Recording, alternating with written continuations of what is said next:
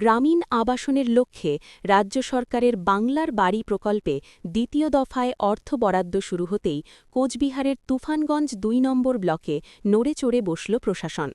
ইতিমধ্যেই অনুমোদিত উপভোক্তাদের জন্য বাড়ি তৈরির টাকা ছাড় হয়েছে বলে জানিয়েছে ব্লক প্রশাসন। সাংবাদিকদের মুখোমুখি হয়ে তুফানগঞ্জ ২ নম্বর ব্লকের সমষ্টি উন্নয়ন আধিকারিক বিডিও জানান, নির্ধারিত সরকারি তালিকা অনুযায়ী এই পর্যায়ে ব্লকের বহু উপভোক্তা আর্থিক সহায়তার আওতায় এসেছেন। ধাপে ধাপে তাদের অ্যাকাউন্টে টাকা পৌঁছে দেওয়ার প্রক্রিয়া শুরু হয়েছে। লক্ষ্য, দ্রুত বাড়ি নির্মাণের কাজ শুরু করানো এবং নির্দিষ্ট সময়ের মধ্যে তা সম্পূর্ণ করা। প্রশাসনের তরফে স্পষ্ট নির্দেশ, বাড়ি তৈরির প্রতিটি ধাপে গুণগত মান বজায় রাখতে হবে। নিয়মিত পরিদর্শনের মাধ্যমেই কাজের অগ্রগতি খতিয়ে দেখা হবে।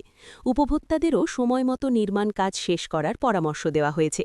ব্লক প্রশাসনের দাবি, এই প্রকল্প বাস্তবায়িত হলে এলাকার বহু আর্থিকভাবে দুর্বল ও গৃহহীন পরিবারের পাকা বাড়ির স্বপ্ন পূরণ হবে।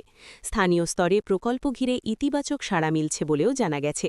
আগামী পর্যায়ে আরও উপভোক্তাকে অন্তর্ভুক্ত করার পরিকল্পনা রয়েছে প্রশাসনের।